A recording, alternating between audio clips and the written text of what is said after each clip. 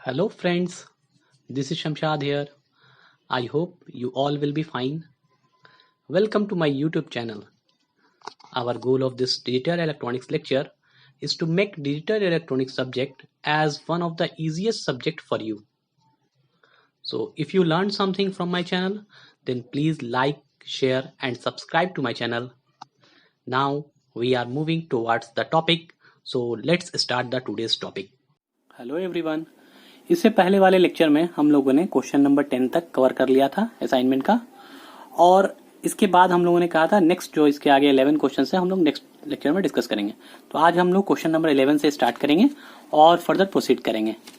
Okay, let's start today's topic.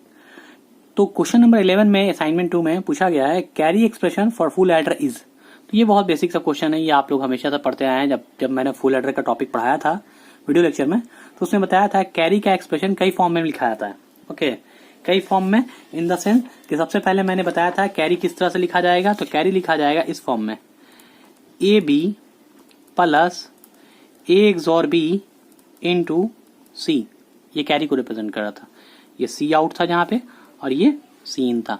Okay, उसके बाद carry का एक्सप्रेशन मीन टर्म में भी लिखा हुआ था, जो कि आपको ये जो ऑप्शन में दिया हुआ है 3, 5, 6, 7, ये कैरी को रिप्रेजेंट कर रहा था। ओके, उसके अलावा एक और ऑप्शन में आपने देखा होगा कि कैरी को रिप्रेजेंट करने के लिए हम लोगों ने देखा था सम और कैरी वाला। तो एक सम को रिप्रेजेंट करने के लिए था ए एक्सॉर बी एक्सॉर सी, ये सम को रिप्रेजेंट कर रहा था। और कैरी को रिप्रेजेंट करने के लिए हम लोगों ने किया था A bar B bar C A B bar C bar A bar C bar, A bar B bar C ले लिया हम लोग, A bar C bar B, okay, A B C.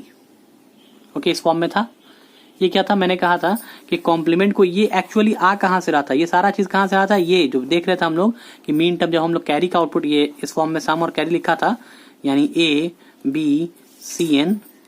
Okay, ये था, और यहाँ पे क्या था सम और ये क्या था कैरी, ये क्या था आउटपुट कैरी।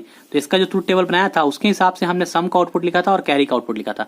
तो देखा कैरी में मीन टर्म कहाँ कहाँ आ रहा था, तो 3 पे आ रहा था, 5 पे आ रहा था, 6 पे आ रहा था, 7 पे आ रहा था। और साथ में सम का मीन टर्म कहाँ आ रहा था, तो इसका अपोजिट यानी कहाँ आ रहा था 0 पे, 2 पे, 4 पे और 6 पे। ये सम का था, ये वाला सम का था और ये वाला कैरी का था। तो अभी क्वेश्चन में पूछा जा रहा है कैरी जो आउटपुट कैरी फुल एडर का होगा उसका एक्सप्रेशन क्या होगा। तो ये ऑप्शन में दोनों दिया हुआ है, देखिए A B plus A XOR B into C भी दिया हुआ है और साथ में 3, 5, 6, 7 भी दिया हुआ है। और ये आगे जो दिया हुआ है ये तो पता है ये किसका है, सम का है, लेकिन ये दोनों क्या है, कैरी का है। तो ऑप्शन में दिया हुआ है both, A and B both. तो क्या है, ये होगा ऑप्शन नंबर डी, यानी बोथ, यानी दोनों ही सेटिस्फाई करता है कैरी के एक्सप्रेशन के लिए। ओके, आगे चलते हैं हम लोग। Minimum number of NOR gate required to implement full subtractor. तो ये हम लोग सिंपल सा क्वेश्चन है, ये बहुत आसान क्वेश्चन है। Minimum number of NOR gate required to implement full subtractor. तो मैंने बताया था हाफ एडर हाफ सबट्रैक्टर में जब पढ़ रहे थे हम लोग हाफ एडर पढ़ा था, उसके बाद हम लोग पढ़ा था हाफ सबट्रैक्टर। तो इसमें कहा था कि क्या होगा, तो दोनों का एक्सप्रेशन क्या था, सम का, इसमें सम का देख रहे थे तो एक जोर भी आ रहा था, किसमें, ये एक जोर भी सम हाफ एडर में, और सबट्रैक्टर में क्या देख रहे थे, तो ये डिफरेंस का जो है और एक्सप्रेशन एक जोर भी आ रहा था। इसमें कैरी का क्या आ रहा था, ए बी आ रहा था, इसमें कैरी का क्या आ रहा था, ए बार बी आ रहा था, याद रखा। तो मैंने आगे एक पॉइंट जुड़ा था दोनों में, इंप्लीमेंट करके दिखाया था half adder by using NAND gate only. तो मैंने कहा था 5 लगेगा, number of NAND gate to implement half adder is 5। और साथ में कहा था हाफ सबट्रैक्टर को भी अगर नैंड गेट से इंप्लीमेंट करना चाहें तो कितना नैंड गेट यूज होगा, तो वो है 5। सिमिलरली मैंने कहा था कि ये नैंड का ऑप्शन है, अगर हम नॉर का बात करें, ठीक है, ये नैंड है, और अगर हम नॉर की बात करें तो इसमें नंबर ऑफ नॉर गेट कितना लगेगा, तो वो भी 5 लगेगा दोनों में। यानी आपसे क्वेश्चन ऑब्जेक्टिव का ये उठाया जा सकता है कि how many number of NAND gate required to implement half subtractor, तो कितना होगा 5, या नॉर गेट तो वो भी 5, हाफ एडर के लिए वो भी दोनों 5। सिमिलरली फुल एडर और फुल सबट्रैक्टर की बात करें तो उसमें भी क्या होता है, दोनों सेम केस होता है, और दोनों में क्या होता है 9 यूज होता है। 9 आपका क्या हो जाएगा फुल एडर में, किसके लिए, नैंड गेट से इंप्लीमेंटेशन के लिए, जो मैंने अपने वीडियो लेक्चर में करके दिखाया है। नॉर वाला आप लोगों से कहा था करने के लिए, वो भी हो गया होगा I hope. Similarly full subtractor जब देखेंगे तो उसमें भी क्या होता है, डिफरेंस की बात करेंगे तो 9 नंबर ऑफ नॉर गेट चाहिए डिफरेंस के लिए, और कैरी के लिए कितना चाहिए, सॉरी कैरी के लिए नहीं, total number of NOR gate कितना चाहिए, 9 चाहिए। और अगर नैंड बात करें तो वो भी 9 चाहिए, यानी ये दोनों सेम होता है। हाफ एडर और हाफ सब्ट्रैक्टर का कॉन्सेप्ट जो है सिर्फ क्या है, बुलियन एक्सप्रेशन जो हम लोग आउटपुट टेबल जब बनाते हैं उससे बुलियन एक्सप्रेशन लिखते हैं वो डिफरेंट होता है, वो भी बहुत माइनर सा डिफरेंस होता है। यानी कि सम का देखिए जैसे इसमें एक XOR भी है, इसमें क्या आता है, इसमें भी डिफरेंस का XOR भी, दोनों सेम हो गया, लेकिन कैरी अलग अलग होता है, इसमें ए भी होता है, इसमें ए बार भी होता है। वैसे ही फुल एडर और फुल सब्ट्रैक्टर में देखेंगे तो दोनों का सम और डिफरेंस सेम होगा, ठीक है, लेकिन कैरी का अलग अलग होगा।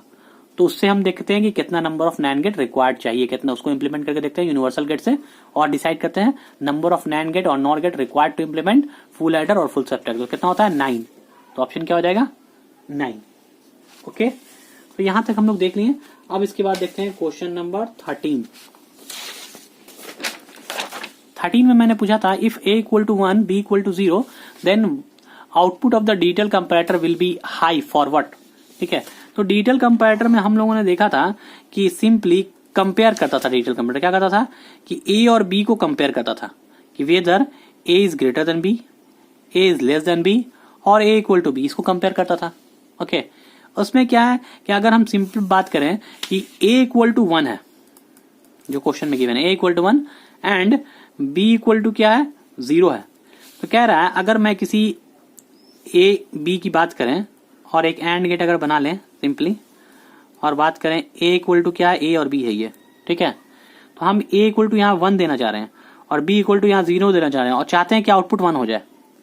तो आउटपुट 1 कब होगा, जब ये b का क्या हो जाएगा, बार हो जाएगा, कॉम्प्लीमेंट हो जाएगा। यानी यहाँ पे अगर हम 1 अप्लाई करेंगे तभी ये दोनों 1 1 होने के बाद क्या देगा, आउटपुट 1 देगा। क्योंकि ऑप्शन में देखिए आप सब क्या है, ये आपका एंड गेट के फॉर्म में, ये भी आपका एंड गेट के फॉर्म में, ये XOR के फॉर्म में, ये क्या है XNOR के फॉर्म में, सारा आउटपुट दिया हुआ है, ये XNOR, ये XOR, ये a bar a b bar a bar b, कौन सा किसमें a बराबर 1 b बराबर 0 रखेंगे तो 1 हो जाएगा। देखिए तो रख के बारी बारी से इसमें रखेंगे, अगर a बराबर 1 b बराबर 0 तो क्या हो जाएगा, ये a बार b में अगर a बराबर 1 रखें और b बराबर 0 रखें तो क्या हो जाएगा, 0 का सॉरी 1 a बार कितना हो जाएगा 0 और b बार कितना हो जाएगा 1 हो जाएगा। यहां रख दीजिए a बार 0 b 0, 0 इंटू 0 कितना 0, यानी इसका क्या हो जाएगा वैल्यू 0 आएगा। इसको बात करें a XOR b क्या होता है, a bar b plus a b बार होता है। इसमें रख के देखिए, तो इसमें रख के देखेंगे क्या हो जाएगा, a बार यानी 0, b का मतलब 0 यानी ये वाला 0 हो गया। Okay, 0 into 0 a bar b रख दिया। अब a b बार करें तो a b बार, यहां देखिए ये चीज 1 देगा, लेकिन यहाँ पे क्या है आउटपुट में आपका एक्सप्रेशन एक सिंपल, यहाँ एक्सप्रेशन देखें अगर इसके बारे में तो ये क्या है a बार b बार और a b, ये नहीं सेटिस्फाई करेगा, ये भी नहीं सेटिस्फाई करेगा, इसमें ये वाला सेटिस्फाई करेगा और ये वाला सेटिस्फाई करेगा, लेकिन सिंपलेस्ट जो है वो ये है। ठीक है, तो अगर आपने दोनों का अगर एक ऑप्शन मुझे और यहाँ बढ़ाना था, यहाँ पे ऑप्शन में बोझ, क्योंकि दोनों के लिए क्या हो रहा है, ये ऑप्शन 1 दे रहा है, दोनों के लिए हाई हो रहा है। यहाँ पे सीधे लिखा हुआ है कंपैरेटर में which output of the digital comparator will be high, तो यहाँ ये इक्वल टू के लिए होता है, ये a लेस देन b के लिए होता है, ये a ग्रेटर देन b के लिए होता है। ओके, ये कहीं कंपैरेटर में आता नहीं है। कंपैरेटर के कॉन्सेप्ट में अगर देखेंगे हम लोग, जो कंपैरेटर का 3 कंपैरिजन होता है ना, a greater than b, a less than b, a equal to b, तो अगर यहाँ डिजिटल कंपैरेटर मेंशन ना होता तो ये दोनों आंसर होता, ये दोनों, लेकिन यहाँ मेंशन है कि डिजिटल कंपैरेटर में अगर a equal to 1 b equal to 0 होता है तब कौन सा हाई होता है, तो डिजिटल कंपैरेटर में 3 ही आउटपुट होता है, या तो ये होता है, या तो ये होता है, या तो ये होता है। तो कौन होगा, ये किसके लिए है, ये a लेस देन b के लिए है, जब a इक्वल टू 0 और b इक्वल टू 1 हो तब ये हाई होगा। ये a ग्रेटर देन b के लिए है, जब a equal to 1 b equal to 0 हो, और ये a इक्वल टू b के लिए। तो अभी ऑप्शन क्या है, a equal to 1 b equal to 0 यानी a ग्रेटर देन b, यानी ये होगा आंसर। ओके, अगर यहाँ डिजिटल कंपैरेटर मेंशन ना होता तो ये भी हो सकता है, दोनों ऑप्शन होता है, लेकिन यहाँ मेंशन है इसलिए ये होगा। आते हैं, how many 3:8 decoder required to implement 6:64 decoder. ये तो बहुत सिंपल क्वेश्चन है, ये तो बार बार मैंने कई बार अपने वीडियो लेक्चर में डिकोडर एनकोडर के लेक्चर में बताया था, इसलिए मैंने यहाँ पे आपको देखने के लिए दे दिया था। कह रहा है कि हम लोगों को क्या बनाना है, 6:64 डिकोडर बनाना है बाय यूजिंग 3:8। तो मैंने कहा था इस तरह का जब भी कभी आए तो आप हमेशा देखिएगा कौन सा डिकोडर में क्या देखिएगा, उसके आउटपुट को देखिएगा, और एनकोडर में उसके इनपुट को देखिएगा। हमेशा याद रखिएगा, डिकोडर में हमेशा कंपैरिजन आउटपुट से होता है, और एनकोडर में किससे कंपैरिजन होगा, एनकोडर में हमेशा जैसे इसको उल्टा कर देंगे तो ये एनकोडर होता है, ये 2 कितना 8:3, तो ये एनकोडर हो गया, तो इसके इनपुट से कंपैरिजन होगा। तो अभी क्या आउटपुट से देखेंगे तो 64 डिवाइड बाई 8 8 8 64 होता है, फिर 8 बच जाएगा यहाँ पे, तो 8 एकम 8 होगा, यानी 8 यहाँ 1 यहाँ, कितना हो जाएगा 8 + 1 दैट इज 9। ये बहुत बेसिक सा चीज था, ये तो आप लोग बहुत बार प्रैक्टिस कर चुके होंगे इस तरह क्वेश्चन को सॉल्व करने के लिए 9। अब ये देखिए, ये उससे भी सबसे सिंपल क्वेश्चन तो यही था, लेकिन इसमें भी कुछ लोगों ने गलती कर दिया। ये क्या है, आपका सेलेक्ट लाइन है और ये 2:1 मार्क्स है, तो क्या लिखेंगे, पहला ये बार के फॉर्म में होगा, ये 0 होता है या 1 होता है, तो 0 होगा तो ये लिखाएगा A बार इंटू I0 आएगा यानी 1 प्लस A इंटू B बार लिखाएगा। अब देखिए इसको लिख सकते हैं A bar plus A B बार लिखाएगा। अब देखिए यहाँ से डिस्ट्रीब्यूटिव अगर लगाएंगे तो अलग अलग क्या लिखेंगे, A bar plus A into A bar plus B बार लिखा जाएगा, कोई दिक्कत नहीं। उसके बाद क्या करेंगे, देखिए A बार प्लस A क्या होता है, 1 होता है, A इंटू A बार 0 होता है, A बार प्लस A क्या होता है 1 होता है, तो ये 1 हो गया। बचा क्या आपके पास, A बार प्लस B बार, इसको लिख सकते हैं A इंटू B का बार लिख सकते हैं ना, डिमॉर्गन से यही नहीं कहता है, ये ब्रेक में फॉर्म में है, ये कंप्लीट फॉर्म में डिमॉर्गन, तो A इंटू B का बार क्या होता है A बार प्लस B बार। और ये किसका आउटपुट है, नैंड का है, A इंटू B का बार नैंड, ये क्या है नैंड गेट। बहुत ही सिंपल सा क्वेश्चन था, ये सब क्वेश्चन को तो एक्सप्लेन करने की जरूरत नहीं थी, लेकिन फिर भी आप लोग अगर कंफ्यूज हैं तो इसको एक्सप्लेन कर दिया मैंने। अब क्या है कि अगर ऐसा क्वेश्चन में कोई दिक्कत हो तो आप पहले मल्टीप्लेक्सर जो भी टॉपिक है मैंने पढ़ाया वीडियो लेक्चर में उसको जरूर अच्छे से पढ़ें, तब ये सारे क्वेश्चन सॉल्व होंगे। सारे क्वेश्चन कॉन्सेप्ट से थे और जिसका कॉन्सेप्ट अच्छा था उसने अच्छा 20 में 19 नंबर भी एक स्टूडेंट ने लाया है और 20 में 4 या 5 नंबर भी एक स्टूडेंट को आया है। तो इससे पता लगता है कि जिसने पढ़ा है, जिसने कॉन्सेप्ट को समझा है, उसको ऑब्जेक्टिव में अच्छा मार्क्स आया है, जिसने नहीं समझा उसको मार्क्स नहीं आया। देखिए 3:8 डिकोडर एक्ट लाइक है, ये सिंपली मैंने कहा था कि डिकोडर जब भी बात करेंगे तो उसके आउटपुट को देखेंगे। ओके, याद रखिए, डिकोडर जब भी बात करेंगे तो उसके आउटपुट को देखें, डिकोडर या डीमक्स दोनों में से एक बात करेंगे। हमेशा एक आपको एक कॉन्सेप्ट याद रखने के लिए बता दे रहा हूं, हमेशा याद रखिएगा, डिकोडर का सिमिलरिटी या कंपैरिजन किससे देखते हैं, डीमक्स से देखते हैं। हमेशा डिकोडर का कंपैरिजन या सिमिलरिटी किससे देखते हैं, डीमक्स से। एनकोडर का कंपैरिजन या सिमिलरिटी देखते हैं, वो किससे देखते हैं, मल्टीप्लेक्सर से, मक्स से। ठीक है, तो डिकोडर में किसको कंपैरिजन करेंगे, आउटपुट को कंपेयर करेंगे, दोनों का आउटपुट सेम होना चाहिए। ठीक है, और इसमें क्या सेम होना चाहिए, इसमें इनपुट सेम होना चाहिए। ये चीज याद रखिएगा जब भी कंपैरिजन होगा। तो यहां देखिए इस क्वेश्चन में पूछा गया 3:8 डिकोडर किसकी तरह एक्ट करता है, तो डिकोडर है तो डीमक्स की तरह एक्ट करेगा, ये तो पता है डीमक्स की तरह एक्ट करेगा। तो आंसर खोजिए डीमक्स कहाँ है, देखिए तो एक ही तो है ये डीमक्स का, मैंने और भी देना चाहिए था, मैंने एक ही ऑप्शन दिया था डीमक्स का, ये तो बाय डिफॉल्ट आप ऐसे ही मार दें। अगर मान लीजिए 2-3 रहता डीमक्स तब कैसे करते हैं, तब आउटपुट मिलाते हैं, 3:8 है तो उसमें 1:8 होना चाहिए।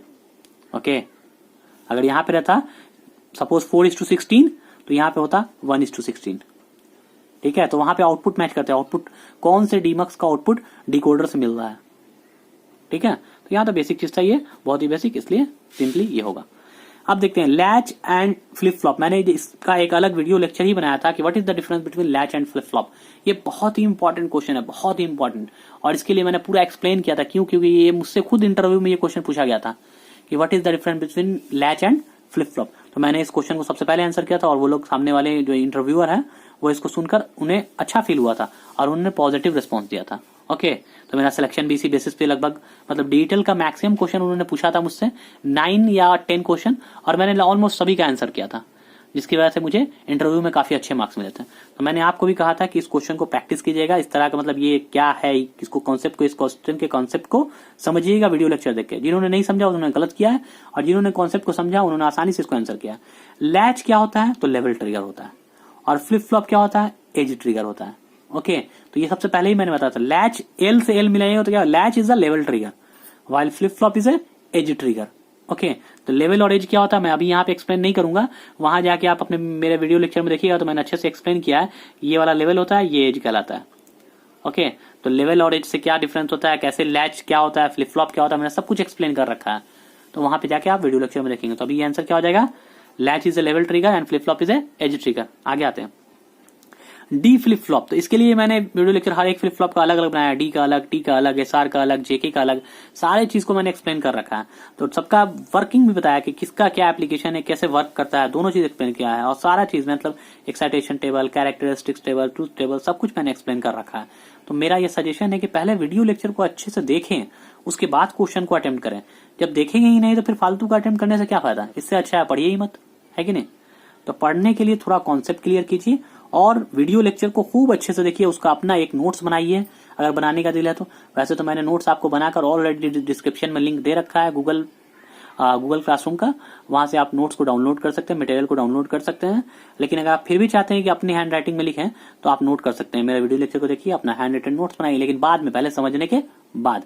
तो देखिए डी फ्लिप फ्लॉप क्या करता है, तो डी फ्लिप फ्लॉप में बताया था मैंने कि डी फ्लिप फ्लॉप क्या है, डायरेक्ट स्टोर करता है। ठीक है, कोई भी डेटा हम डी में अगर देते हैं तो वो डायरेक्ट जाके क्या होता है, फ्लिप फ्लॉप के मेमोरी में स्टोर हो जाता है। ओके, तो D flip flop is use to store data. T flip flop toggle करने का काम करता है। ओके, जेके फ्लिप फ्लॉप क्या करता है, जेके फ्लिप फ्लॉप क्या है, कॉम्प्लीमेंट करता है। एसआर फ्लिप फ्लॉप हम लोग देखे थे, बेसिक एसआर फ्लिप फ्लॉप, तो उसमें क्या प्रॉब्लम आ रहा था, 1-1 वाला प्रॉब्लम आ रहा था ना, रेसिंग वाला प्रॉब्लम किसमें आ रहा था, जेके में आ रहा था। तो फिर उसको सॉल्व किया था हम लोग क्या, मास्टर स्लेव लगा के। सारा मैंने फ्लिप फ्लॉप के लेक्चर में सब कुछ एक्सप्लेन कर रखा है। तो मेरा सजेशन है कि पहले आप ये सारी चीज समझिए, लेक्चर देखिए, उसके बाद क्वेश्चन को अटेम्प्ट कीजिए। रेस अराउंड प्रॉब्लम अकर इन, ओके, रेस अराउंड, तो ये सबसे लगभग लोगों ने सही बनाया इस क्वेश्चन को। रेस अराउंड प्रॉब्लम जो होता है वो किस फ्लिप फ्लॉप में आकर होता है, तो जेके फ्लिप फ्लॉप में आकर होता है। Okay, master slave flip flop is used to avoid, master slave flip flop क्या करता है, तो इस प्रॉब्लम को रिमूव करता है। जो जेके फ्लिप फ्लॉप में जो प्रॉब्लम आता है उस प्रॉब्लम को हटाने के लिए हम लोग मास्टर स्लेव यूज करते हैं। तो यही प्रॉब्लम है रेस अराउंड, तो रेस अराउंड को हटाने के लिए हम लोग मास्टर स्लेव यूज करते हैं। तो क्या कह रहा है, master slave flip flop is used to avoid, किसको अवॉइड करता है, तो रेस अराउंड प्रॉब्लम को अवॉइड करता है। ओके, तो ये था आपका 20 ऑब्जेक्टिव क्वेश्चन, जिसको मैंने प्रॉपर्ली आपको सारा एक एक करके एक्सप्लेन कर दिया टॉपिक वाइज कि क्या क्या है, कैसे कैसे पूछा गया था और आपको कैसे आंसर करना था। अब हम लोग देखते हैं सब्जेक्टिव क्वेश्चन, जो मैंने आपसे पूछा था एग्जामिनेशन में, मतलब असाइनमेंट में, और आपको कहा था कि आप इसको एक्सप्लेन करेंगे। तो सब्जेक्टिव को भी मैं ब्रीफली एक्सप्लेन कर देता हूँ बारी बारी से। इसके लिए मैंने क्या किया, पहले से आपके लिए एक मटेरियल बना के रखा है ताकि टाइम कम लगे समझाने में, नहीं तो अगर प्रॉपर्ली मैं यहाँ पे सारा चीज समझाऊंगा तो टाइम लगेगा ही लगेगा। ठीक है, तो देखिए पहला क्या करना था कि convert the following flip flop, यानी एक फ्लिप फ्लॉप को दूसरे फ्लिप फ्लॉप में कन्वर्ट करना है। तो मैंने इसके लिए भी एक लेक्चर बना रखा है जिसमें लिखा है conversion of flip flop. Okay, flip flop conversion. तो वहां मैंने देखिएगा वहां क्या किया है, मोस्टली जेके को डी में कन्वर्ट किया है और टी को डी में कन्वर्ट करके दिखाया मैंने। लेकिन यहाँ मैंने दिया आपको क्या, ये असाइनमेंट में दिया था। वहां अगर लेक्चर देखेंगे तो असाइनमेंट में ये दोनों क्वेश्चन था, लेकिन मैंने अगर देखा कि आप असाइनमेंट नहीं कर रहे हैं तो मैंने आपको यहाँ इस असाइनमेंट में दे दिया। तो देखिए यहाँ पहला क्वेश्चन क्या है कि convert the following flip flop, यानी एसआर को किस में कन्वर्ट करना है, जेके फ्लिप फ्लॉप में कन्वर्ट करना है। तो मैंने कहा था, क्या कहा था कि जो फ्लिप फ्लॉप गिवन होता है, कौन गिवन है, एसआर दिया हुआ है, कन्वर्ट करना है किसमें, जेके में, तो ये गिवन है और ये क्या है, रिक्वायर्ड फ्लिप फ्लॉप है। तो गिवन फ्लिप फ्लॉप का एक्साइटेशन टेबल लिखते हैं, रिक्वायर्ड फ्लिप फ्लॉप का क्या लिखते हैं, कैरेक्टरिस्टिक्स टेबल लिखते हैं। ये दोनों टेबल लिखने के बाद दोनों को कंबाइन करते हैं टेबल को, और उसके बाद क्या करते हैं, बूलियन एक्सप्रेशन लिखते हैं। बूलियन एक्सप्रेशन लिखने के बाद क्या करते हैं, आउटपुट लिख देते हैं। बस इतना ही काम करना था। ठीक है, तो देखते हैं बारी बारी से। देखिए एसआर फ्लिप फ्लॉप से जेके फ्लिप फ्लॉप बनाना है। तो ये गिवन फ्लिप फ्लॉप क्या है, आपका एसआर है, और रिक्वायर्ड फ्लिप फ्लॉप क्या है, जेके है। एसआर फ्लिप फ्लॉप को क्या करेंगे, एक्साइटेशन टेबल लिखेंगे, क्योंकि गिवन जो फ्लिप फ्लॉप होता है उसका एक्साइटेशन टेबल लिखते हैं, और जो रिक्वायर्ड होता है उसका कैरेक्टरिस्टिक टेबल लिखते हैं। तो आपको एसआर फ्लिप फ्लॉप के वीडियो लेक्चर में मैंने दिखाया था excitation table SR flip flop का ये होता है। अगर नहीं याद है तो जाके देखिएगा वीडियो लेक्चर, वहां से नोट डाउन कर लीजिएगा। ये कैरेक्टरिस्टिक्स टेबल मैंने जेके फ्लिप फ्लॉप के वीडियो लेक्चर में दिखाया था कि जेके फ्लिप फ्लॉप का कैरेक्टरिस्टिक टेबल ये होता है। तो ये सब बताने की जरूरत नहीं है, ये आपको ऑलरेडी मिला हुआ है। अब यहां से आगे बढ़ने में लोगों ने गलती किया, ज्यादातर मैक्सिमम स्टूडेंट ने इस क्वेश्चन को गलत किया। सिर्फ 2 स्टूडेंट हमको, 2 या 3 स्टूडेंट ऐसा मिला जिसने इस क्वेश्चन को सही किया, बाकी सारे स्टूडेंट ने लगभग गलती किया इसमें। देखिए क्या है, अब यहाँ दिखाई दे रहा था ये क्या है, 0 से 3 के फॉर्म में, यानी कि 4 पॉसिबिलिटी दिखाया हुआ है यहाँ पे, जबकि यहाँ 8 पॉसिबिलिटी है। इन दोनों को कंबाइन करना था, इस कंबाइन करने में लोगों ने गलती किया। ठीक है, हम क्या करते हैं, इन दोनों का कंबाइन टेबल लेते हैं, उसके बाद क्या लिखते हैं, जब भी आपको कन्वर्सन करना हो तो इतना काम करने के बाद इन दोनों का कंबाइन टेबल लिखना होता है, याद रखिएगा। अब कंबाइन टेबल जब लिखा जाता है तो हम उससे क्या लिखते हैं, बूलियन एक्सप्रेशन लिखते हैं, और बूलियन एक्सप्रेशन से क्या करते हैं, उसका डायग्राम बना देते हैं। वही हो गया कन्वर्जन, और कुछ नहीं करना होता। ठीक है, तो हम कंबाइन करने, तो कंबाइन करने के लिए क्या होगा, देखिए हम एक चीज बता रहे हैं, तो कंबाइन करने में क्या देखते हैं, हम Qn+1 को देखते हैं। ओके, तो ये आपका क्या है, Qn J K Qn+1, तो इसका Qn+1 और इसका Qn+1 दोनों सेम होना चाहिए। ओके, याद रखिएगा, जब दोनों 4-4 का होगा ना तो आपको दिखाई देगा इसका जो Qn+1 आएगा वही है इसका भी आएगा। लेकिन यहाँ एक 4 का और एक 8 का है, तो ये दिखाई दे रहा है आपको अलग अलग टाइप का, ये Qn+1 अलग है, ये Qn+1 अलग है। तो उसके लिए क्या करेंगे हम लोग, कैरेक्टरिस्टिक्स टेबल को हमेशा राइट में लिखते हैं, याद रखिए कैरेक्टरिस्टिक्स टेबल को, यानी कि जो रिक्वायर्ड फ्लिप फ्लॉप होता है उसका कैरेक्टरिस्टिक टेबल को हमेशा लेफ्ट साइड में लिखते हैं, राइट नहीं लेफ्ट। ये लेफ्ट पोर्शन है ना आपका, तो कॉपी का लेफ्ट पोर्शन है, तो इस लेफ्ट पोर्शन में क्या लिखेंगे, characteristics table of required flip flop. तो जेके रिक्वायर्ड है तो जेके का कैरेक्टरिस्टिक टेबल हमने यहाँ से उतार दिया, ये इसको यहाँ पे उतार दिया और कुछ नहीं किया। और अब हमारा और हमारा गिवन क्या है, एसआर है, तो इसका हमको क्या करना है, यहाँ पे एक्साइटेशन टेबल लिखना, तो एसआर मैंने लिख दिया। ओके, तो देखिए अब क्या कर रहा हूं, ये आउटपुट कैसे लिखा रहा है, एसआर का कैसे फिल करूंगा, क्योंकि ये दोनों सेम नहीं है। अगर सेम होता तो डायरेक्ट उतार देते यहाँ पे, ये जो एसआर का टेबल होता है उसको उतार देते हैं यहाँ पे लाके, लेकिन ये दोनों सेम नहीं है Qn+1, तो कैसे लिखेंगे, तो इसके लिए क्या है, यहां से देखेंगे जेके का, देखिए Qn+1, तो 0 0 0 0 के लिए एसआर में देखेंगे 0 0 के लिए एस और आर का वैल्यू क्या है, तो 0 डोंट केयर। 0 0 के लिए क्या है, यानी अगर प्रेजेंट स्टेट 0 हो और नेक्स्ट स्टेट भी आपका 0 हो तो एस आर का वैल्यू क्या होता है, एक्साइटेशन वैल्यू, एस का वैल्यू 0 और आर का वैल्यू डोंट केयर, तो यहाँ यही रख दीजिएगा 0 डोंट केयर, किसके लिए, 0 0 के लिए। सिमिलरली यहाँ भी 0 0 है तो 0 डोंट केयर। यहाँ क्या है 0 1, तो 0 1 के लिए क्या है एस आर का वैल्यू 1 0, तो यहाँ क्या रखाएगा 1 0। फिर आगे देखेंगे वैसे ही, यहाँ क्या है 0 1, तो 0 1 के लिए क्या है वैल्यू 1 0 है, तो यहाँ वैसे ही रखाएगा 1 0। आगे बढ़ते हैं 1 1, 1 1 के लिए क्या है, 1 1 के लिए डोंट केयर, एस का वैल्यू डोंट केयर, आर का वैल्यू 0, तो एस का वैल्यू डोंट केयर कहाँ गया 1 1, एस का वैल्यू डोंट केयर, आर का वैल्यू 0 रख दिया। इसी तरह से करके आपको ये टेबल बना दिया गया। तो अब हो गया कि 4 अगर एक मतलब एक्साइटेशन टेबल अगर 4 का फॉर्मेट हो और आपका कैरेक्टरिस्टिक टेबल 8 के फॉर्मेट में हो तो कैसे लिखेंगे ये कंप्लीट कंबाइंड टेबल, समझ में आया।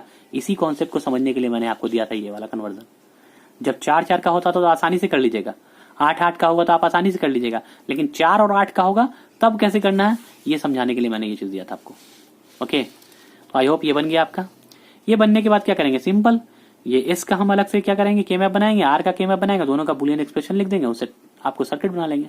तो पहले एस का देखें, एस क्या है, ये 0 से 7 यानी 3 वेरिएबल का के मैप बनेगा, जे क्यू एन जे के। अब ये क्यों छोड़ रहे हैं हम, तो ये कॉमन होता है, नेक्स्ट स्टेट जो होता है कॉमन होता है दोनों में, इसमें और इसमें क्या होता है कॉमन होता है, तो हम नेक्स्ट स्टेट को नहीं काउंट करते हैं, सिर्फ काउंट करते हैं क्यू एन जे के।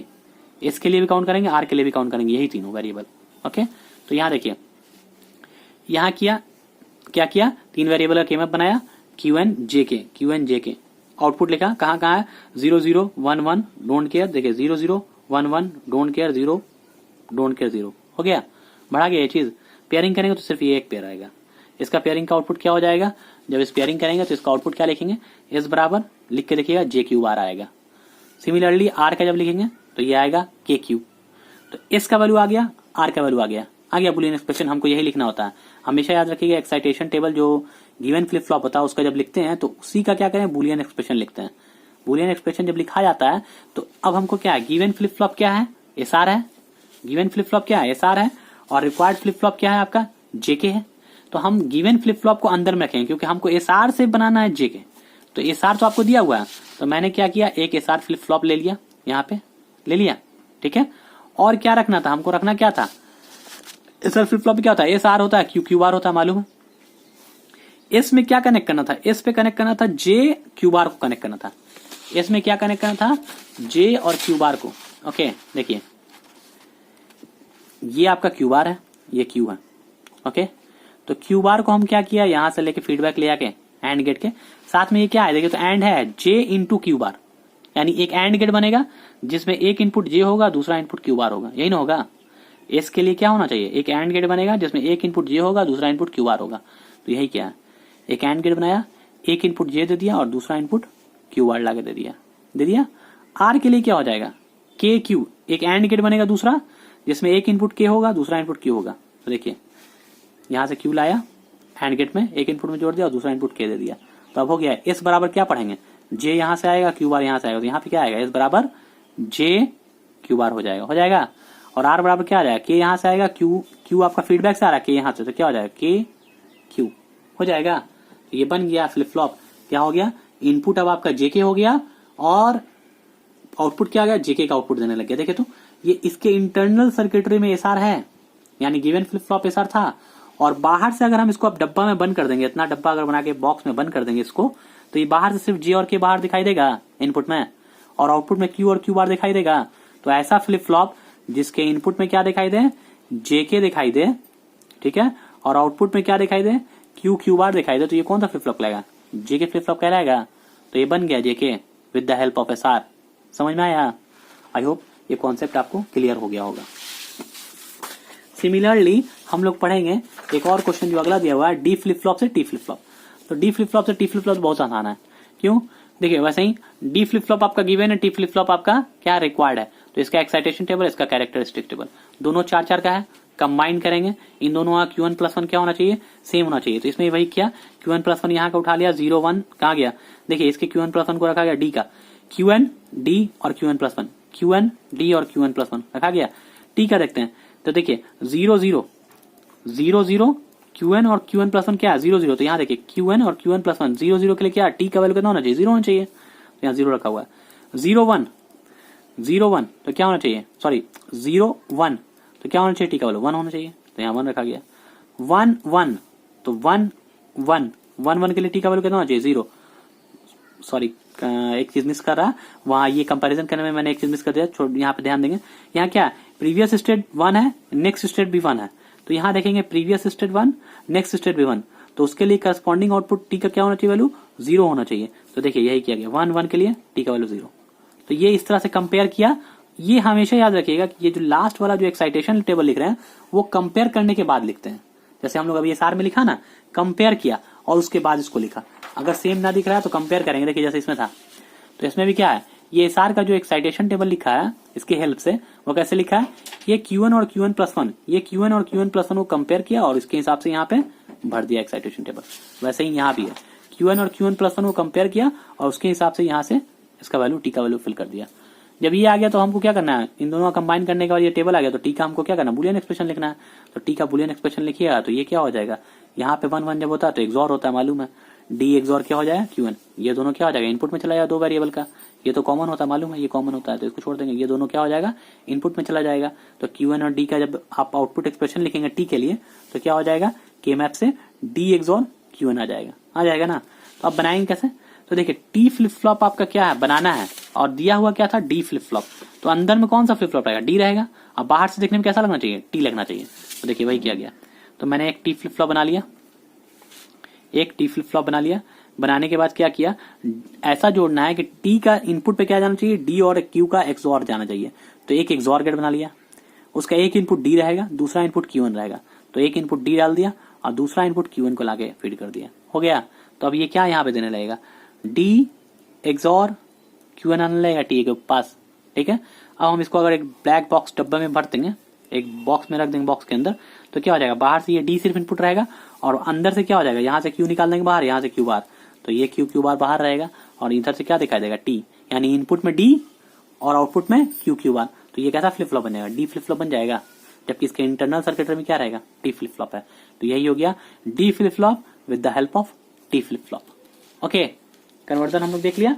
अब इसके बाद का क्वेश्चन बात करेंगे। तो ये तो थ्योरेटिकल क्वेश्चन था, रेस अराउंड कंडीशन क्या है, कैसे रेक्टिफाई करेंगे। तो इसमें मैंने सोचा था कि आप लोग पहले रेस अराउंड कंडीशन को एक्सप्लेन करेंगे, क्या होता है रेस अराउंड प्रॉब्लम, ओके। और उसके बाद रेक्टिफाई करने में 3 कंडीशन बताया था, तीनों कंडीशन लिखेंगे, देन मास्टर स्लेव को भी एक्सप्लेन करना था, इसीलिए मैंने 3 नंबर दिया था इसमें।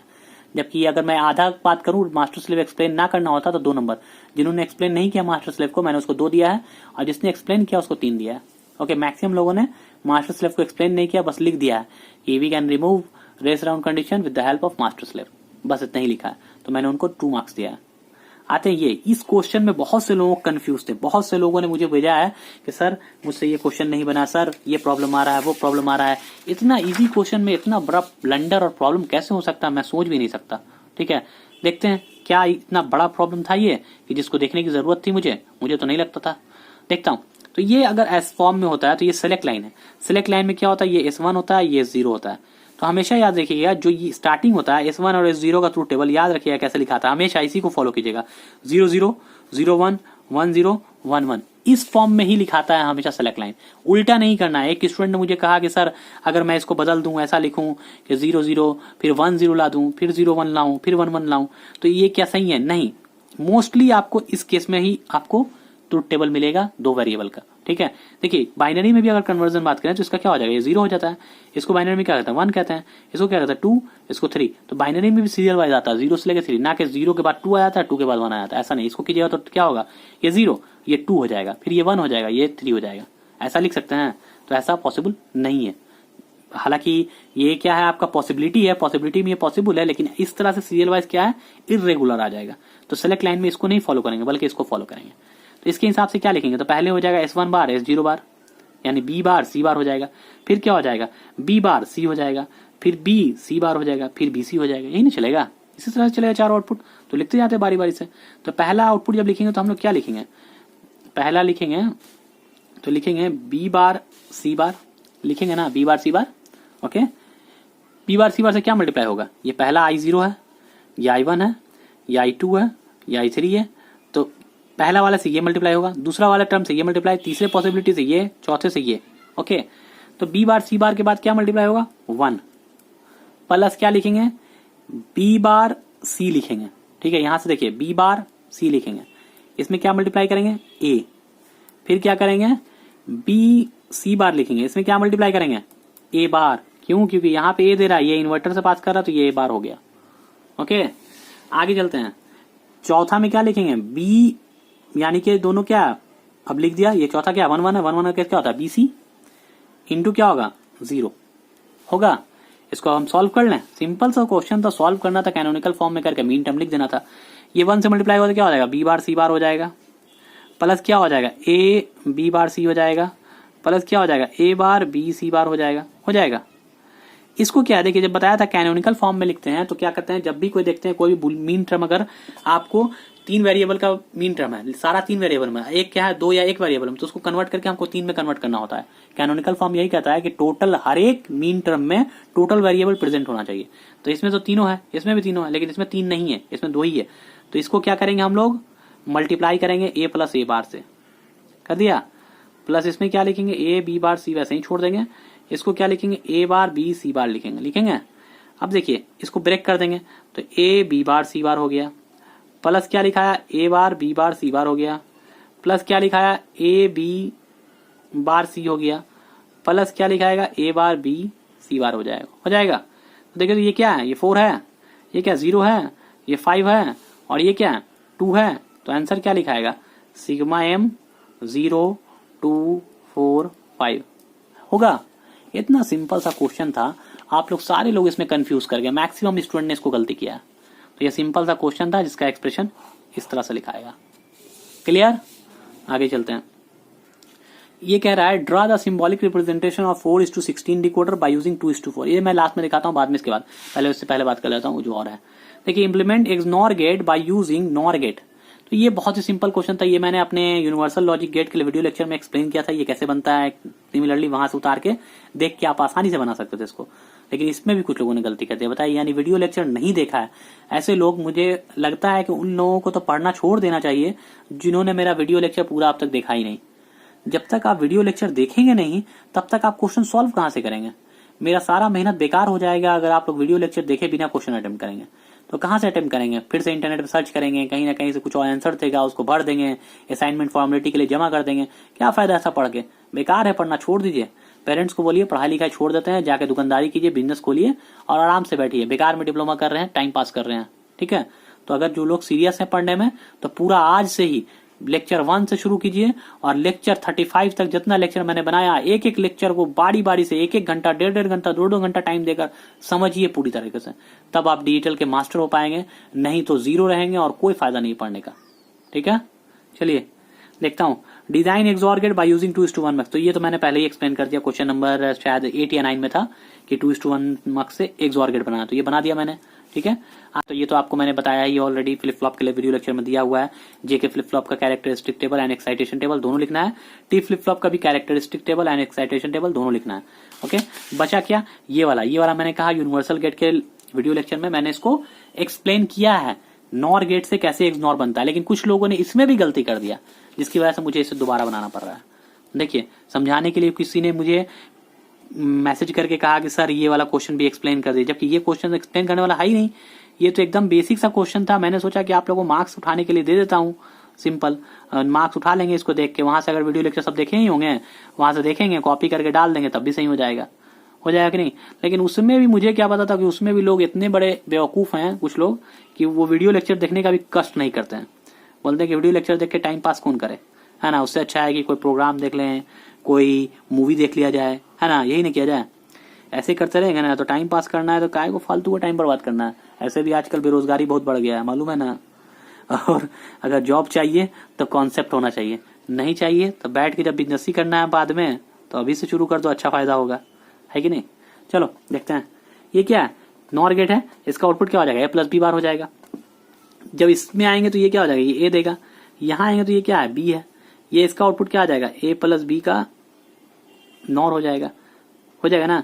यहाँ पे दो आउटपुट आ रहा है, देखिए इन दोनों पर अगर हम मान लें, यहाँ पे एक कंसिडर कर लें कि ए प्लस बी का जो नॉर है, यानी नॉर है ए बी का, इसको एक्स मान लें, तो यहाँ पे क्या हो जाएगा, ये एक्स हो जाएगा, यहाँ पे क्या हो जाएगा, ये वाला एक्स हो जाएगा। तो ये आउटपुट क्या देगा आपको, ये देगा एक्स प्लस ए का कॉम्प्लीमेंट, और ये क्या देगा, एक्स प्लस बी का कॉम्प्लीमेंट देगा ना। और फिर इन दोनों का ऐड करके यहाँ पे कॉम्प्लीमेंट आएगा, यही ना आएगा। तो यहाँ पे क्या आएगा, एक्स प्लस ए का कॉम्प्लीमेंट पहले से है, प्लस एक्स प्लस बी का कॉम्प्लीमेंट भी पहले से है, और इसके ऊपर कॉम्प्लीमेंट है ना, यही ना है। तो हम एक्स का वैल्यू यहाँ पे अगर रख दें तो देख लेंगे ये अपने आप आ जाएगा, एक्स नॉर के बराबर हो जाएगा। रख के दिखा दें, मेरे ख्याल से आप रख लेंगे आराम से, लेकिन फिर भी चलिए रख देते हैं, आते हैं, ठीक है। यहाँ पे तो देखिए क्या है, ये एक्स प्लस ए का complement plus X plus B का कॉम्प्लीमेंट का होल कॉम्प्लीमेंट। तो देखिए ये डिमॉर्गन्स क्या कहता है, ए अगर मान लीजिए ये पूरा का मान लीजिए, आप क्या मान लीजिए, पूरे को मान लीजिए सपोज एस मान लीजिए और इसको पी मान लीजिए, तो ये क्या हो गया, एस प्लस पी का कॉम्प्लीमेंट हो गया। तो क्या होगा, S complement dot P complement होगा डिमॉर्गन्स के हिसाब से। तो ये क्या लिखेंगे हम, एक्स प्लस ए कॉम्प्लीमेंट का double complement into X plus B complement का डबल कॉम्प्लीमेंट हो जाएगा। डबल कॉम्प्लीमेंट तो ऐसे ही मालूम है कैंसिल हो जाता है, ये दोनों कैंसिल, ये दोनों कैंसिल हो गया। अब क्या बचा, एक्स प्लस ए इंटू एक्स प्लस बी।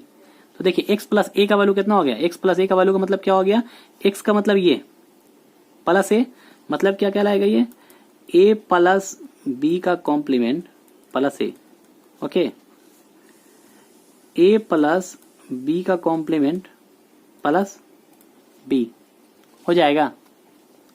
मैं जितना चाहता हूं उसको जितने तरीके से चाहूं उतने तरीके से बना सकता हूं। मैं यहीं पे छोड़ देता है इसको, डायरेक्ट लिखता है एक्स प्लस ए भी लिख देता है और डायरेक्ट सॉल्व कर देता है, ठीक है। लेकिन मैं चाह रहा हूं कि आप जितने तरीके से सोच सकते हैं मैं उतना तरीके को कवर कर लूं। तो देखिए इसको ब्रेक करूंगा तो क्या लिखूंगा, ए बार बी बार प्लस ए हो जाएगा। इसको भी वही लिखेंगे, ए बार बी बार प्लस बी हो जाएगा, होगा। मल्टीप्लाई कर दीजिए, तो इसको मल्टीप्लाई करने की जगह हम ब्रेक कर सकते हैं, ब्रेक करके कर सकते हैं, लेकिन चलिए मल्टीप्लाई कर देते हैं पहले ही। तो ए बार बी बार वैसे ही हो जाएगा। बी को ए बी बार से मल्टीप्लाई किया, जब इसको इससे मल्टीप्लाई किया जीरो हो जाएगा, क्योंकि बी इधर है, यहाँ बी बार है, तो ये बी बार क्या हो जाएगा, जीरो हो जाएगा। यहाँ मल्टीप्लाई कीजिए, इसको इससे मल्टीप्लाई किया तो ए बार क्या हो जाएगा, जीरो हो जाएगा। और यहाँ क्या बचेगा, ए बी बचेगा। तो देखिए तो ये क्या दे दिया, A B plus A bar B bar दिया। ये किसके बराबर, ये किसका आउटपुट एक्सप्रेशन है, ये है एक्स नॉर गेट का, है X NOR gate by using NOR gate. तो कितना नंबर ऑफ नॉर गेट लगा है, 1 2 3 4, तो बन गया एक्स नॉर गेट। यानी यहाँ पे जो आउटपुट आएगा वो क्या आ जाएगा, एक्स नॉर हो जाएगा। एक्स नॉर कैसे रिप्रेजेंट करते हैं, डॉट से, ए एक्स नॉर बी ऐसा लिखाया। एक्स ऑर कैसे होता है, क्रॉस से होता है, याद रखिएगा, ए एक्स ऑर बी, लेकिन बीच में डॉट अगर दे दिएगा तो ये एक्स नॉर होता है, ए एक्स नॉर बी, ठीक है। अब अगर मान लीजिए इससे एक्स नॉर से हमको एक्स और बनाना होता, अगर और बनाना, इसके बाद अगर पूछता कि एक्स और बनाइए बाय यूजिंग नॉर, तो क्या करते हैं, एक और नॉट गेट लगाते हैं। यानी इसको ला के क्या करते हैं, सिंपली एक और नॉट गेट लगा देते हैं, यानी एक नॉर गेट लगा देते हैं इस फॉर्म में, इसके इनपुट में ये दे देते तो यहाँ पे आउटपुट एक्सॉर आने लगता है। क्योंकि एक्सॉर का नॉट क्या होता है, कॉम्प्लीमेंट क्या होता है, एक्सनॉर होता है, एक्सनॉर का कॉम्प्लीमेंट एक्सॉर होता है। तो एक कॉम्प्लीमेंट कर देंगे तो ये देने लगेगा एक्सॉर। तो अभी फिलहाल क्वेश्चन में इतना ही पूछा हुआ था कि बताइए एक्सनॉर बनाइए with the help of NOR gate, ये ना था, देखिए XNOR gate by using NOR gate only. तो बन गया ये, कितना लगा number of NOR gate, 4, okay. तो अब लास्ट क्वेश्चन जो था वो भी मैं कर देता हूँ, दिखा देता हूँ एक बार। सिंबॉलिक क्या करना था कि सिंबॉलिक रिप्रेजेंटेशन बनाना था, मतलब बना के सर्किट दिखाना था 4:16 डिकोडर का बाय यूजिंग 2:4। तो सबसे पहले इस क्वेश्चन में क्या करेंगे हम लोग कि 4:16 डिकोडर बनाने के लिए हमको कितना नंबर ऑफ 2:4 डिकोडर लगेगा, पहले ये बताइए। 4:16 डिकोडर बनाना है बाय यूजिंग 2:4। तो मैंने कहा था डिकोडर में जब भी हुआ तो ये वाला क्या होता है, आउटपुट को देखते हैं और आउटपुट को डिवाइड करते हैं। तो 16 डिवाइड बाय 4 यानी 4, और फिर क्या होगा 4 डिवाइड बाय 4 यानी 1। यहां से क्या है 4 और यहां से 1 यानी कितना 5। 5 2:4 डिकोडर लगेगा तब बनेगा 4:16 डिकोडर। तो अब सवाल ये उठता है कि अरेंजमेंट कैसे करेंगे, क्योंकि क्वेश्चन में कह रहा है ऑलरेडी, देखिए अरेंजमेंट यहां देखिए 1 2 3 4 5 2:4 बन गया। लेकिन अगर पूछें कि क्या ये 4:16 है, तो आप बेसिकली आप मतलब क्या 4:16 का मतलब क्या होता है, वेट 4:16 का मतलब क्या होता है कि आपका 4 यहाँ 16 यहाँ, यानी इनपुट में 4 आउटपुट में 16, इनपुट में 4 आउटपुट में 16 हो। तो यहां देखिए इनपुट में कितना दिखाई दे रहा है 2 दिखाई दे रहा है, आउटपुट में तो 16 दिखाई दे रहा है, लेकिन इनपुट क्या है 2 ही दिखाई दे रहा है। तो हम इसको 4 इनपुट कैसे कह सकते हैं 4:16। तो इसके लिए क्या है, आपको ये कहा जाता है कि पहला जो 2:4 इनकोडर होता है, जो पहला डिकोडर 2:4 जो डिकोडर होता है उसका जो 4 आउटपुट निकलता है वो बाकी नेक्स्ट जो 2:4 डिकोडर है उन सब के इनेबल लाइन पे यानी सिलेक्ट लाइन पे चला जाता है। यानी इसका आउटपुट निकल के इसके सिलेक्ट लाइन पे चला गया, इनेबल इनपुट पे चला गया, इसका आउटपुट निकल के ये इसके इनेबल इनपुट पे आ गया, ये निकल के यहाँ इसके इनेबल, ये निकल के यहाँ। ये क्या हो गया कि अब ये वाला 2:4 डिकोडर इस चारों 2:4 डिकोडर को कंट्रोल करेगा। ओके, कंट्रोल करेगा, क्लियर। और बाकी इनके इनपुट में 2:4 के इनपुट में क्या होगा, तो मैंने बाहर से 2 इनपुट ले लिया ए बी, ठीक है, इन सबके इनपुट पे ए बी अप्लाई होगा और इसके इनपुट पे क्या होगा सी डी अप्लाई होगा। तो इनपुट टोटल कितना हो गया 2 इनपुट यहाँ और 2 इनपुट यहाँ, तो टोटल इनपुट कितना हो गया 1 2 3 4 यानी 4:2 आउटपुट कितना हो गया 16, क्लियर। तो ये इस तरह का अरेंजमेंट कहलाता है 4:16 डिकोडर। आई होप आपको देख के समझ में आ रहा होगा ये कैसे हो रहा है। तो ये टोटली डिपेंड करता है, सबसे पहला आपको ये डिवीजन आना चाहिए, ये कितना लगेगा, फिर अरेंज करने के बाद आप अपने हिसाब से इनपुट अरेंज करेंगे। और ध्यान रखिएगा कि इसका आउटपुट जो है, जो इसका आउटपुट है वो इसके इनपुट में नहीं जाना चाहिए बल्कि इसके इनेबल इनपुट में जाना चाहिए, सबका इनेबल इनपुट में जाना चाहिए, तब ये आपका डिकोडर वर्क करेगा, अदरवाइज ये वर्क नहीं करेगा और ये सही नहीं कहलाएगा। ओके, तो मैंने इस तरह से सारे टॉपिक को एक्सप्लेन कर दिया जो भी मैंने असाइनमेंट में आपसे पूछा था।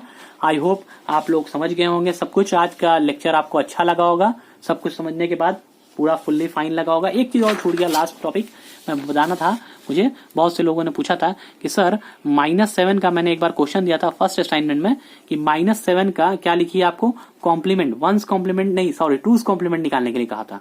तो उसमें लोग बहुत सारे कंफ्यूज थे कि सर ये कैसे हो गया, मुझे एक्सप्लेन कीजिए, लगता हंगामा मच गया था। ठीक है, देखिए मैंने एक लेक्चर बनाया था वंस कॉम्प्लीमेंट और टूज कॉम्प्लीमेंट से, by using one's and two's complement use the arithmetic operation.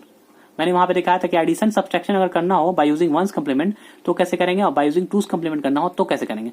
तो वहां पे मैंने बताया था कि अगर 7 प्लस में है वंस कॉम्प्लीमेंट वाले मेथड में, तो अगर इसका हम कॉम्प्लीमेंट निकालेंगे जैसे 1 1 1 इसका कॉम्प्लीमेंट निकालेंगे, ये क्या हो जाएगा 0 0 0, तो ये किसको रिप्रेजेंट करेगा -7 को।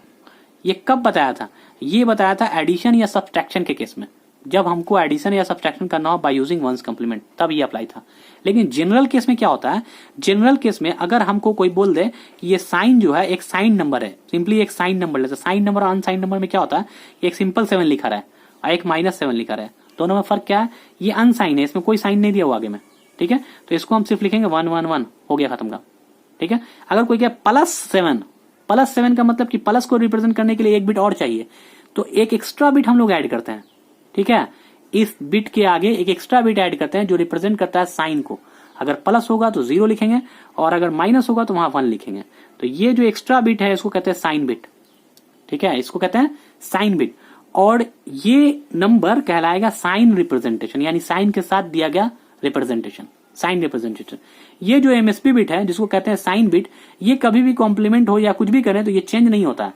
अगर मान लीजिए सपोज आपको कहा जाए कि इसका कॉम्प्लीमेंट करो, तो इसका कॉम्प्लीमेंट क्या हो जाएगा, तो साइन बिट चेंज नहीं होगा, पहला काम साइन बिट वैसे ही रह जाएगा, बाकी कॉम्प्लीमेंट होगा, बाकी का क्या हो जाएगा 0 0 0। ठीक है, ठीक उसी तरह से अगर -7 की बात करें तो माइनस के लिए हम क्या होता है, एमएसबी 1 होता है, साइन बिट 1 होता है माइनस के लिए, और 7 के लिए क्या होता है 1 1 1। क्लियर? ठीक है, ये हो गया निगेटिव के लिए और ये हो गया 7 के लिए, तो ये -7 हो गया in terms of sine representation. ठीक है, तो इसको कैसे लिखेंगे, तो इसका कॉम्प्लीमेंट करना है, तो कॉम्प्लीमेंट करेंगे तो क्या करेंगे, तो साइन बिट वैसे ही रह जाएगा और बाकी नंबर कॉम्प्लीमेंट हो जाएगा 0 0 0 हो गया। ये हो गया इसका क्या, साइन बिट का वंस कॉम्प्लीमेंट होगा। साइन बिट ये हो गया, यानी साइन नंबर में रिप्रेजेंट करना था -7 को, तो 7 लिखा और 1 आगे लगा दिया, कहा कि ये अगर साइन बिट है तो ये -7 को रिप्रेजेंट करेगा। अब हम लोग क्या किया, इसको वंस कॉम्प्लीमेंट किया, वंस कॉम्प्लीमेंट किया तो इतना आ गया। ठीक है, अब इसको टूस कॉम्प्लीमेंट करने के लिए क्या है, क्वेश्चन में हमने कहा था टूस कॉम्प्लीमेंट बताइए -7 का, तो टूस कॉम्प्लीमेंट के लिए क्या होगा, साइन बिट तो वैसे ही अपनी जगह पे है, इसमें 1 ऐड होगा, तो 1 ऐड होगा तो कितना होगा 0 0 1 हो गया। तो ये आंसर हो जाएगा -7 का टूस कॉम्प्लीमेंट। लेकिन मैंने ऑप्शन में इसको नहीं दिया था, बल्कि इसके आगे 2 और 1 बढ़ा दिया था। ठीक है, जिस तरह से आप +7 में 0 1 1 1 ये साइन है, इसके आगे आप 0 0 लगा सकते हैं, कोई फर्क नहीं पड़ेगा, 0 0 जितना भी लगेगा कोई फर्क पड़ेगा नहीं पड़ेगा। ठीक उसी तरह से निगेटिव नंबर में अगर एमएसबी बिट आपका 1 है और बाकी बिट जो भी रहे, ये कुछ भी रहे, लेकिन एमएसबी बिट यानी साइन बिट अगर 1 है तो आप उसके आगे जितना भी 1 लगाए कोई फर्क नहीं पड़ेगा, क्योंकि वो सिर्फ साइन को रिप्रेजेंट करेगा, 1 रिप्रेजेंट करेगा निगेटिव नंबर को। ओके, तो ये हो गया आपका आंसर -7 का टूस कॉम्प्लीमेंट। आई होप आज का लेक्चर आपको क्लियरली समझ में आ गया होगा, थोड़ा पूरा कंप्लीट। तो मिलते हैं हम लोग नेक्स्ट लेक्चर में। Thank you so much for watching this.